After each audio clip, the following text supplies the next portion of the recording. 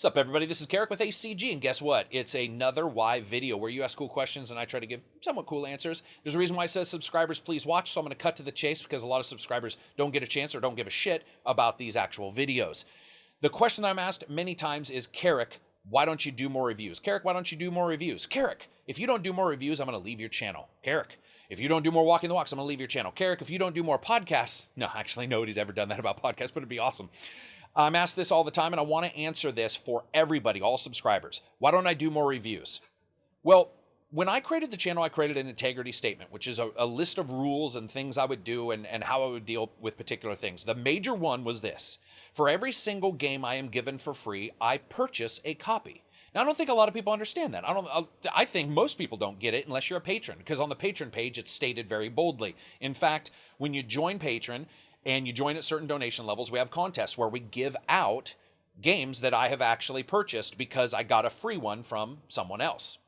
The reason why I did that was because there are a lot of people who believe if you get something for free, you can't rip on it, or you won't, which is opposite of what I actually believe. I actually believe if you give me something for free, I have no inherent vested interest in that, so I will destroy the fucker. There's no buyer remorse within that. But regardless, I decided, you know what, I'll just go ahead and buy a copy of every game and give them away. Or if I really like the game, play the game again. Do a let's play, do a walkthrough, whatever. Mostly walking the walk. So I'm asked this a lot of times. Karak, why don't you do more reviews? That's one of the major reasons. Whenever anybody says, hey, Karak, this game came out 6 months ago. Why don't you go and do a review for it? Well, I'm a consumer interest channel, guys. I'm a consumer I don't want to call it a informer channel, but sort of a consumer advocate channel. That means I want to get you guys information prior to a game's release, okay? I really don't think anybody should be able to purchase a title without having a review about it. In all the other entertainment avenues I am involved in all of the other hobbies I've involved in, there's always a place I can go and find out some reviewer's idea of where I'm going, what I'm doing, what I'm purchasing prior to release. Video games, many times there aren't. Or even sometimes EA Access will have 10 hours, but then the reviewers are still held to their embargo. Crazy shit like that, right? So you get some weirdness that goes on in the video game industry, even though technically that's a good one. But you have these situations where my personal belief is that I'll buy that game, I'll get it, I'll get the consumer out some information. And sometimes when somebody says, hey, Karak, why don't you review this game that's 6 months old? I may go look at reviews, and if I feel that those reviews adequately reflect what's there or something, you know, I just won't do a review because I need to make sure I'm on top of things. But I can't be on top of everything. So when there's 4 AAA titles, all at the most expensive price point, then I also have to plan accordingly. Planning accordingly is having a patron. Planning accordingly is making sure I talk about the patron, which I always forget to do unless it's at the end of a review. But I need to make sure people understand that. So a lot of times people will ask me, hey, Karak, why don't you do more reviews? And I'll say, hey, listen, it costs me money. And they'll be like, I wasn't asking you what your patron was. And no, you weren't, but you wanted the answer, which involves that. This is about money, guys. It really is. When it comes to reviews, I can't do them for free. That it inherently breaks the integrity statement that I have for the channel to not buy those games. Now, there's been a couple I haven't bought because I felt the company was fucking people over. Reverse Side, shitty game.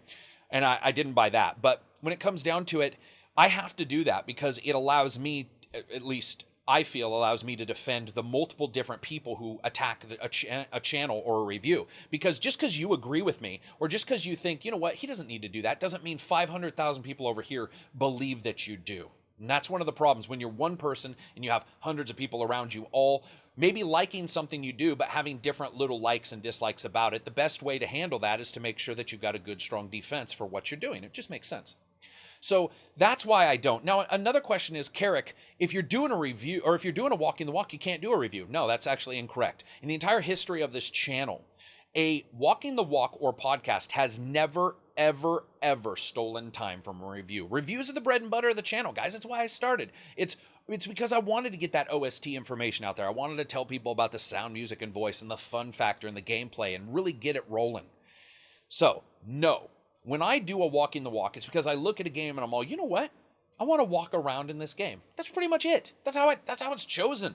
And that's why sometimes I don't do one for a while, because something doesn't light my fire. Or I'm busy doing reviews or interviews. Now, a lot of people have been asking me about that. Karak, are you going to do more interviews? Because I don't like interviews. Well, let me just say this. If you don't like interviews, then don't watch the interviews. That's it. you're still going to get reviews, and you're still going to get every review you would have ever got at any time from me. All I ask is that you don't hit the unsubscribe button, because other people, including myself, enjoy not only the reviews, but also maybe some other content. And I think that that's where a lot of people get a little bit childish when they're like, I'm just going to leave. And, you know, maybe I don't necessarily want them as subscribers in the first place, because I'm not really in this, you know, I need to get every single person to like the channel kind of thing. In fact, I really don't care about that shit for the most part. I think a lot of people like the channel because I will tell somebody, hey, leave, whatever. If you don't like it, just leave. But at the same time, I want to make sure people understand what's going on the channel. I think that's fair. I think it's fair that people understand. And, you know, if you don't go to the Patreon and you don't believe in Patreon, then the only way for me to get this information out is to do a why video. The last thing I want to say is this. You know, there's a lot of people out there that believe that YouTubers should get no money, that ad blocks are great and YouTubers should get no view money, and somehow should still be able to do those reviews. One thing I have to say is it's just flatly wrong, and so sorry if that doesn't agree with what you think, but one of the reasons why people do have patrons, even smaller channels, is because they feel that what they're offering is worth a certain amount of money. It's a let's get everything for free world, let's be honest. A lot of people believe that, but that's not necessarily what I'm offering. What I'm trying to offer is something that's a step above, whether it be in the reviews or it be in the walking the walk, or it even be in two people just sitting down talking about games in a podcast. And it's not above everybody.